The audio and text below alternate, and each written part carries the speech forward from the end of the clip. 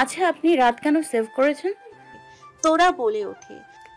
Well, এটা আমি তোমাকে বলবো না, এটা তোমাকে খুঁজে বের করতে হবে এই নামের মানে কি। রেয়ান্স একটা বাঁকা হাসি দিয়ে বলে ওঠে। তোরা রেয়ান্সের কথা শুনে ভ্রু কুঁচকে তাকায়। রেয়ান্স তোরার এমন করে তাকাতে দেখতেই মুখ টিপে হাসতে থাকে, কোনো কথা না বলে। মানান ম্যানশনে লিভিং রুমে বসে আছে সবাই। তাদের মধ্যে এখন একটাই আলোচনার, সেটা হলো এই নতুন মডেল তোরা দেওয়ানকে নিয়ে। তারা এখন এটা নিয়ে ভাবছে আসলে মেয়েটা কে। তোরা নিউজটা দেখার পর থেকেই এই বাড়িতে হইচই পড়ে গেছে। তারা তোরার সাথে তাথুইয়ের মিল খুঁজতে চেষ্টা করছে, কিন্তু পেরে উঠছে না। কারণ তাথুইয়ের মুখের সাথে তোরার মুখের অধিকাংশ মিল থাকলেও আবার কিছু মিল নেই। তাথুইয়ের কপাল জুড়ে কালো জরুল ছিল, কিন্তু এর তোরার মুখে তো কোনো দাগ নেই। তাথুইয়ের মুখে থুতনির কাছেও বড় একটা কাটা দাগ ছিল, কিন্তু এর মুখেও সেটা নেই। তাই তারা এখনো ঠিক করে উঠতে পারছেন না যে এটা আসলে তোরা কিনা। এই খবর দেখার পর থেকেই তোরার দাদু বিছানা থেকে উঠেছে। যখন থেকেই তাথুইয়ের মৃত্যু হয়েছে তারপর থেকেই তোরার দাদু বিছানা নিয়েছিল, কিন্তু এই খবর দেখে তিনি একটু সুস্থ হয়ে উঠেছেন।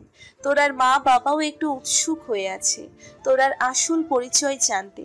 সবাই এখন তানিয়াকে ঘিরে আছে, কারণ এখন এই খবরটা পুরো মুম্বাই ছড়িয়ে পড়েছে। তোরা স্টার গ্রুপ মডেল হিসেবে জয়েন করেছে, আর তাই এইবারই সবাই জানতে পেরে তানিয়ার কাছ থেকে জানতে চায় তোরা কে। দেখো তাথই মারা গেছে সেটা তোমরা সবাই জানো, আর ওটা তাথই নয়, ওটা তোরা দেওয়ান। আমাদের তাথইয়ের মতো দেখতে হলেও আমাদের তাথই নয়। আমরা সবাই দেখেছি তাথই বিল্ডিং থেকে পড়ে গিয়ে তার মৃত্যু হয়েছে, আর আমিও ভালো করে খোঁজ করে দেখেছি ওটা তোরা দেওয়ান। তাই ওকে নিয়ে কোনো মায়া রাখতে হবে না। তানিয়া কিছুটা রুক্ষভাবে বলে ওঠে। হ্যাঁ, আঙ্কেল আন্টি তাথই মারা গেছে। এবার আপনাদের এই সব কিছুর থেকে বেরোতে হবে, আবার আগের মতো স্বাভাবিক হতে হবে, তাই না? আর তাছাড়া ওটা তো তোরা, তাথই নয়। অভি সবার দিকে তাকিয়ে বলে ওঠে। এটা শুনেই ওখানে থাকা তোরার মা ও দাদুর মুখে আবারও কালো মেঘে ঢেকে যায়। তাদের মনের মধ্যে যদিও একটু আশার কিরণ জাগলেও ওদের এই কথা শুনে সব আশা নিমেষে নিভে গেছে। আর বাড়ির লোকের এই অবস্থা দেখে তানিয়ার মুখে একটা বাঁকা হাসি ফুটে ওঠে, আর অভির মুখে একটা অন্যরকম হাসি ফুটে ওঠে। তোরা সব ডিটেলস নিয়ে নিয়েছি, আর শিডিউল অনুযায়ী কালকে ওর ফিল্ম প্রোডাকশনের সাথে মিটিং আছে। রাই বলে ওঠে। ওকে, আমাকে ওর সব ডিটেলস পাঠিয়ে দে। তোরা বলে ওঠে। স্টার গ্রুপ কোম্পানির মধ্যে অনেক ঘাবলা চলছে। আমি তার পুরো একটা চার্জশিট বানিয়েছি, তোকে ইমেল করছি। রাই বলে ওঠে। তোরা বলে ওঠে। আর হ্যাঁ, তোর জন্য প্রচুর কাজের অফার এসেছে। অনেক কোম্পানি তোর সাথে কাজ করতে চাইছে। তুই একবার চেক করে নিলে ওখান থেকে বেছে বেছে তোর জন্য শিডিউল ফিক্সড করব। রাই বলে ওঠে। ওকে।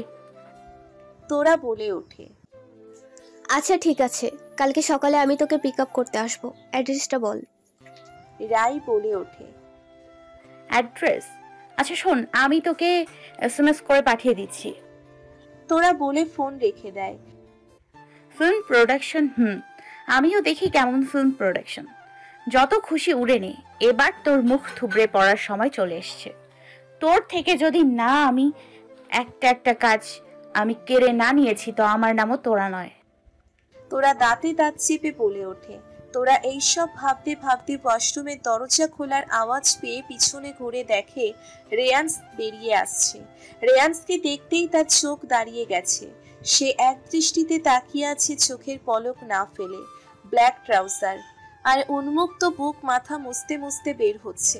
বুকের উপরে বিন্দু বিন্দু পানি জমে আছে। ব্ল্যাক ট্রাউজারের সাথে এইরকম ফর্সা উন্মুক্ত শরীর যেন ভীষণভাবে আকর্ষণ করছে তোরাকে। সে কিছুতেই চোখ সরিয়ে নিতে পারছে না। রেয়ান্স শরীরের প্রত্যেকটা অ্যাপস যেন হাতছানি দিয়ে তোরাকে কাছে টানছে। মাথার ভেজা উস্কো খুস্কো চুল আর তার সাথে উন্মুক্ত বিন্দু বিন্দু পানি জমে থাকা অ্যাপস শরীর এতটা আসক্ত করে ফেলেছে তোরাকে। সে হাঁ করে রেয়ান্সের দিকে তাকিয়ে আছে। তার শরীরের মধ্যে যেন কেমন হালচাল শুরু হয়ে গেছে। হার্ট দ্রুত গতিতে বিট করছে। সে রেয়ান্স এমন শরীর দেখে নেশায় ডুবে যাচ্ছে। রেয়ান্স সামনে তাকাতেই দেখে তোরা তার দিকে ঘোর হয়ে নেশাময় দৃষ্টি নিয়ে তাকিয়ে আছে। তোরার এইভাবে তাকাতে দেখে রেয়ান্স বুকের মধ্যে রক্ত চলকে ওঠে। তার সারা শরীরের শিরা উপশিরা দিয়ে দ্রুত থেকে দ্রুত রক্ত চলাচল বেড়ে গেছে। তোরাকে তাকাতে দেখে সে এক মুহূর্তের জন্য নিজের নিয়ন্ত্রণ থেকে হারিয়ে গেলেও নিজেকে সামলে নেয়। তার নিজের দিকে একবার তাকিয়ে বুঝতে পারে তোরার এমন ফ্রিজ হয়ে থাকার কারণ। তাই রেয়ান্স বাঁকা হেসে কাবার থেকে টি শার্ট বের করে পরে নেয়। রেয়ান্স তোরার দিকে তাকিয়ে দেখে সে এখনো ওইভাবেই তাকিয়ে আছে। রেয়ান্স তোরার সামনে এসে দাঁড়িয়ে দেখে তার যেন এখনো কোনো হুঁশ নেই। তাই রেয়ান্স নিচু হয়ে তোরার দুই গালে আওয়াজ করে কিস করে। আর এর সাথে সাথে তোরা ঘোর কেটে বেরিয়ে এসে বড় বড় করে তাকায় রেয়ান্সের দিকে। রেয়ান্স তোরার এমন করতে দেখে হালকা হেসে ফেলে। কোনো কথা না বলে তোরাকে কোলে তুলে নেয়। তোরা পড়ে যাওয়ার ভয়ে রেয়ান্সের গলায় জড়িয়ে নেয়। রেয়ান্স তোরার দিকে একবার তাকিয়ে বিছানায় নিয়ে গিয়ে তোরাকে নিজের বুকে নিয়ে শুয়ে পড়ে। তোরা এখনো ওইভাবেই তাকিয়ে আছে। রেয়ান্স তোরার মাথায় হাত বুলিয়ে দিতে থাকে। তোরা তোমার ম্যানেজারকে বাড়ির অ্যাড্রেস দিয়ে দাও, কেমন? রেয়ান্স তোরার মাথায় হাত বুলিয়ে দিতে দিতে বলে ওঠে। তোরা মৃদু আওয়াজে বলে ওঠে, ওকে, এখন ঘুমিয়ে যাও, কাল থেকে তোমার লড়াই শুরু হচ্ছে। রেয়ান্স বলে ওঠে। তোরা আর কোনো কথা না বলে ওইভাবে শুয়ে থেকেই কিছুক্ষণ পর ঘুমিয়ে যায়। তোরার ঘুমিয়ে যেতেই রেয়ান্স তোরার ফোন থেকে রাইকে বাড়ির অ্যাড্রেস সেন্ড করে দেয়। তারপরেই নিজের ফোন তুলে নেয়। শাহিন, আমার স্টার গ্রুপের ব্যাপারে সমস্ত ইনফরমেশন চাই কাল সকালের মধ্যে। আর তানিয়া মানান কোন মুভি করতে চলেছে ও কোন প্রোডাকশনের সাথে কাজ করবে খবর নাও। কালকের মধ্যে আমার সব ডিটেলস চাই। বলেই রিয়ান্স ফোন রেখে দেয়। রিয়ান্স তোরার ব্যাপারে সবকিছু আগে থেকেই খোঁজ রাখে। আর যেখানে তোরার ম্যানেজারের কথা সেটা তো আগে দেখে নেবে। তোরার বেস্ট ফ্রেন্ড তার ম্যানেজার, আর তাছাড়া তার ব্যাপারে সমস্ত ইনফরমেশন নেওয়ার পর রিয়ান্স ভালো দেখেই বাড়ির অ্যাড্রেস দেওয়ার কথা বলেছে। আর যেখানে তোরার কাছের কথা সেটা তো খোঁজ নেবে। যতই তোরা বারণ করুক না কেন সে তো নিজের মতো খোঁজ নিতেই পারে তার বউয়ের ভালোর জন্য। এতে নিশ্চয়ই কোনো খারাপ নেই ভেবেই রিয়ান্স তোরার মাথায় একটা গভীর উষ্ণ ভালোবাসার স্পর্শ দিয়ে তোরাকে আরো শক্ত করে নিজের সাথে জড়িয়ে নিয়ে চোখ বন্ধ করে। স্টার গ্রুপ কোম্পানিতে অফি খুশ মেজাজে বসে আছে, কারণ সে তোরার সাথে টাইম স্পেন্ড করার জন্য সুযোগ পেয়ে গেছে। যেহেতু তোরা টপ নিউ কমার ছিল, তাই এখন সব জায়গা থেকে তার কাজ করার জন্য অফার দিচ্ছে। আর তার মধ্য থেকে স্নো কাউন্ট গ্রুপ থেকে স্পোক পার্সন হওয়ার জন্য অফার এসেছে। আর এটা তোরার জন্য ইন্ডাস্ট্রিতে আসার পর প্রথম কাজ হবে আর ভালো অপরচুনিটি। এখানে কন্ট্রাক্ট সাইন করার সময়ে অফি তোরার সাথে যাওয়ার প্ল্যানিং করছে, আর এটা ভেবেই খুশি হচ্ছে।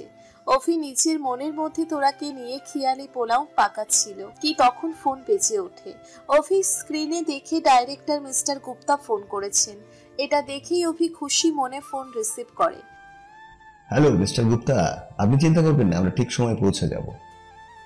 অফি হাসি খুশি ভাবে বলে ওঠে, মিস্টার রবি, আমি আপনাকে এটা জানানোর ফোন করেছি যে মিস তানিয়া মানানকে এই মুভি থেকে রিপ্লেস করা হচ্ছে।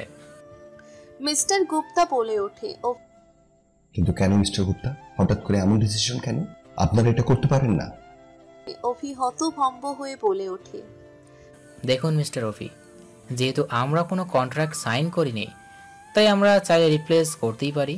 এটা আমাদের হাতে নেই। প্রডিউসের উপর কোনো কথা বলতে পারি না। আফটার অল তিনি এই মুভিতে ইনভেস্ট করেছেন। মিস্টার গুপ্তা বলেন, কিন্তু মিস্টার গুপ্তা, আপনার সাথে আমাদের ডিল হয়েছিল, আপনি তানিয়াকে এই ফিল্মের লিড ক্যারেক্টার হিসেবে নেবেন। অফি হড়বড়িয়ে বলে ওঠে, দেখুন, এতে আমার কোনো হাত নেই। না, তাছাড়া ডিল হয়েছিল কিন্তু সেটা পূরণ হয়নি, তাই আশা করি এই কথাটা আর বলবেন না। মিস্টার গুপ্তা বলেই ফোন কেটে দেয়। অভি যেন কি করবে বুঝতে পারছে না। সে এতক্ষণ হাসি খুশি থাকলেও এখন যেন তার পায়ের থেকে মাটি সরে যাচ্ছে চিন্তায়। তার মাথা ফেটে যাচ্ছে, কি করে সামলাবে সবকিছু। আর এই মুভি যদি হাতছাড়া হয়ে যায় সে তার অনেক বড় লস করে ফেলবে। আর তাছাড়া সেই কথাটা তানিয়াকে কি করে বলবে। অভি এগুলো ভাবতে ভাবতে পাশে থাকা ফ্লাওয়ার ভাসটা ছুঁড়ে ফেলে। অভি চিন্তা করতে করতে ফোন হাতে নিয়ে তানিয়াকে ফোন করে, কিন্তু তানিয়া ফোন সুইচ অফ আসছে। অনেক দেরি পর্যন্ত ট্রাই করার পরও ফোন লাগছে না। আর না তানিয়ার ম্যানেজার না অ্যাসিস্ট্যান্ট কাউকে ফোনে পাচ্ছে। আরে সব কি একসাথে মরে গেছে নাকি? কোথায় সব? ফোন কেন পাচ্ছে না? কোন কাজের নাই কেউ? অফি রাগে নিচের মাথার চুল ছিঁড়তে ছিঁড়তে বলে ওঠে। May I coming? তোরান দরজায় দাঁড়িয়ে নক করে বলে ওঠে। অভি এতক্ষণ পাগলের মতো অবস্থায় থাকলেও তোরার আওয়াজ শুনে নিজেকে ঠিক করে নেয়, নিজেকে শান্ত করে ভিতরে আসার জন্য পারমিশন দিয়ে দেয়। তোরা হাসি মুখে রুমে ঢুকে একবার রুমের দিকে তাকায়। সামনে ভাঙা ফুলের ভাস পড়ে থাকতে দেখে তোরা ভ্রু কুঁচকে যায়। তোরা বোঝার চেষ্টা করে যে এখানে হচ্ছিলটা কি। মিস্টার অভি, আপনি ঠিক আছেন তো? তোরা বলে ওঠে। আমি ঠিক আছি। আর এইসব কিছু না, আসলে আমার হাত লেগে এটা পড়ে গিয়েছে, আমি একটু এখনই পরিষ্কার করার জন্য বলে দিচ্ছি। অফি একটা মিথ্যে হাসি দিয়ে বলে ওঠে। ও আচ্ছা। তোরা হাসার চেষ্টা করে বলে ওঠে, কারণ সে বুঝতে পারছে কিছু তো হয়েছে এখানে। আর অফিও তার সাথে জোর করে হেসে হেসে কথা বলছে। আরে বসো না, দাঁড়িয়ে আছো কেন? অফি তোরার দিকে এগিয়ে এসে বলে ওঠে। থ্যাঙ্কস। তোরা এক পা পিছনে নিয়ে অভির থেকে সরে এসে বলে ওঠে। আসলে আমার ইনফর্ম করার ছিল যে আমার আজকে স্নো ক্লাউড গ্রুপের থেকে কন্ট্রাক্ট সাইন সেরেমনি আছে, তাই। তোরা বলে ওঠে। হ্যাঁ, তোমার ম্যানেজার আমাকে বলেছে, আমিও আসছি ওখানে, টেনশন নেই। অভি হেসে হেসে বলে ওঠে। ওকে। তোরা হেসে বলে ওঠে। তারপরে একবার তোরা অভির দিকে তাকিয়ে একটা অ্যাট্রাকটিভ লুক দিয়ে রুম থেকে বেরিয়ে যায়। এদিকে অভি তোরার ওই লুক দেখে ফেসে গেছে। সে তোরাকে পাওয়ার জন্য হন্যে হয়ে গেছে, না লাইফ পার্টনার নয়, তার সাথে নাইট স্পেন্ড করার জন্য। আসলে এই ইন্ডাস্ট্রি এমন একটা জায়গা যেখানে সব ফেম হাসিল করার জন্য বড় বড় নামি দামি লোকেদের নিজের মোহরা বানায়।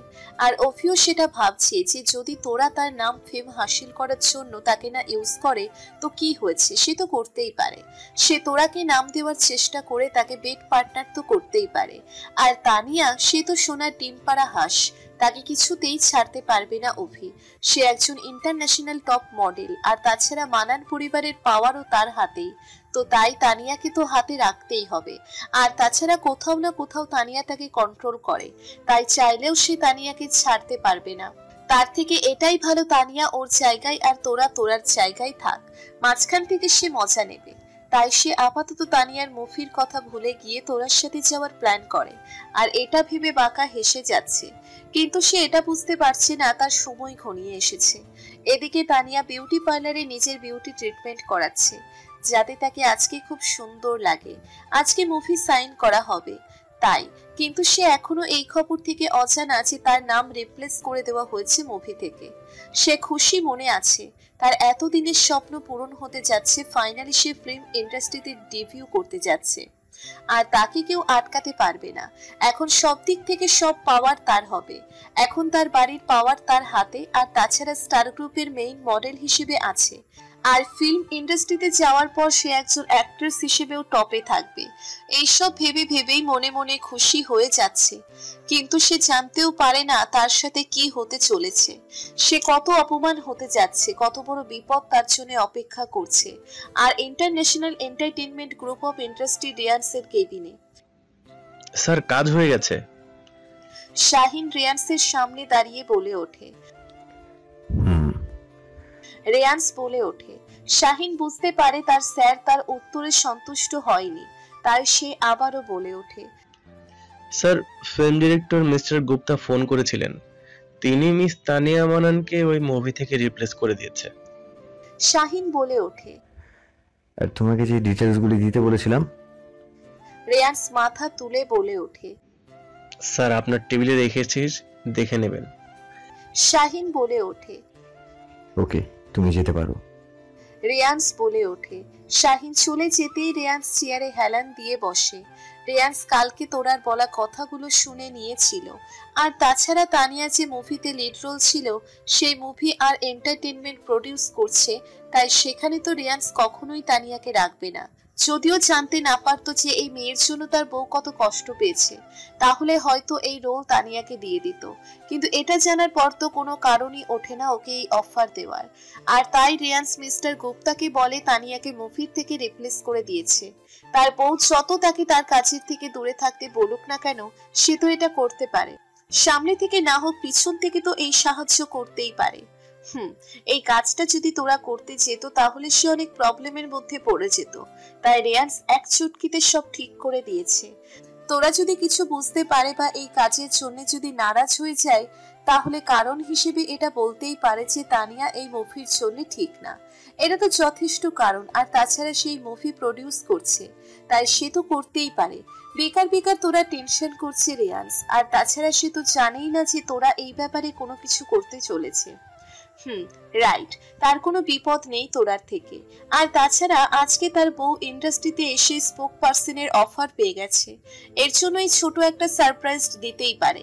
এটা ভেবেই মুচকি হেসে ওঠে রেয়ান্স। তোরা, একটা দারুণ খবর আছে। তুই জানিস আজ কি হয়েছে? রায় খুশিতে নাচতে নাচতে তোরার কেবিনে এসে বলে ওঠে। তোরা বসে বসে নিজের কাজ দেখছিল, হঠাৎ করেই রায় এমন আসতেই সে কিছুটা হকচকিয়ে গেছে। মাথা তুলে রায়ের দিকে দেখে সে খুব এক্সাইটেড হয়ে আছে। তাই তোরা ইশারায় জিজ্ঞেস করে কি হয়েছে। আরে জানিস, আমি আমার ফোর্স থেকে সিক্রেটলি জানতে পেরেছি যে তানিয়াকে মুভির থেকে রিপ্লেস করে দিয়েছে। রায় লাফিয়ে বলে ওঠে। মানে এটা কি করে সম্ভব? তোরা অবাক হয়ে বলে ওঠে। আরে মিস্টার গুপ্তা ফোন করে বলে দিয়েছে। ভালোই হলো, আমাদের আর কিছু করতে হলো না। রায় হেসে বলে ওঠে। কিন্তু হঠাৎ করে কিভাবে?